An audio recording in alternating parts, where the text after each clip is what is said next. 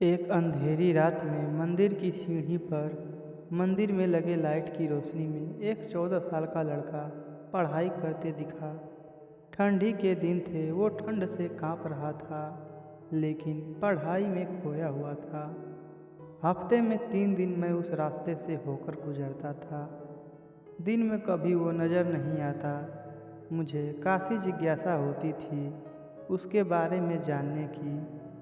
एक रात खाना खाकर मैं गाड़ी लेकर उसी रास्ते से गुजरने वाला था। सोचा जाते जाते कुछ पार्सल लेकर जाऊंगा उसके लिए। मैं पार्सल लेकर गाड़ी से उस मंदिर के पास पहुंचा। लड़का सीढ़ियों पर बैठकर हमेशा की तरह पढ़ाई कर रहा था। मैंने गाड़ी रोकी और उसके पास गया।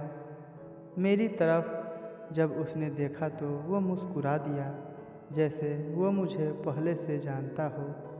मैंने उससे पूछा, बेटा तुम हमेशा यहीं पर क्यों पढ़ाई करते हो?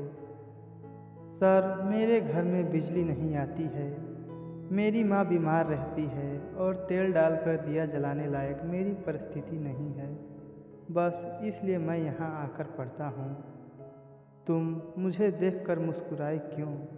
मैंने पूछा। क्योंकि आप भगवान हैं, वो बोला। ऐसा नहीं है कि मैंने कहा, नहीं आप ही भगवान हैं, वो बोला। चलो वो सब जाने दो, मुझे बताओ क्या तुमने खाना खा लिया है? क्योंकि मैं तुम्हारे लिए खाना का पार्सल लाया हूँ। देखा, इसलिए मैं आपको भगवान कह रहा था। आज मुझे बहुत भूख लगी है। सुबह से मैंने कुछ नहीं खाया, लेकिन मुझे इस बात की ज़रा भी चिंता नहीं थी। मैं जानता था वो भगवान जिसने मुझे भूख दी है, वह मुझे भूखा पेट नहीं सुलाएगा। किसी न किसी रूप में आकर मुझे खाना देगा। और आप खाना लेकर आ गए, आप भगवान ही हो ना? मेरे पास कोई शब्द नहीं थे। अनजाने में ही मेरे हाथों पुण्य का काम हो रहा था। हर दिन कर्जे में डूबे होने के कारण ऊपर वाले को, उस भगवान को कोसता था। आज उसने मुझे ही भगवान की उपाधि देकर शर्मसार कर दिया था।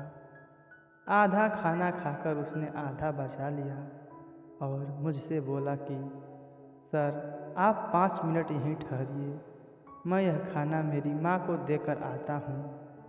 मंदिर से कुछ दूर एक पुराने घर की तरफ जाते हुए मैं उसे देखता रहा। कुछ मिनटों बाद वह वापस लौटा। उसके हाथों में मुट्ठी भर फूल थे। उसने वो मेरे पैरों में रख दिए और बोला, माँ ने कहा है कि जिस भगवान ने हमारा पेट भरा है, उसके चरणों में थोड़े फूल तो चढ़ाने ही चाहिए। मेरी आंखें बंद हो गई और उसमें अपने आप आंसू निकल आए। आंखें खोल के मैंने उसके पुराने घर के तरफ देखा। उस घर के सामने बड़े पत्थर में भी मुझे प्यारी सी मुस्कान दिखाई दे रही थी।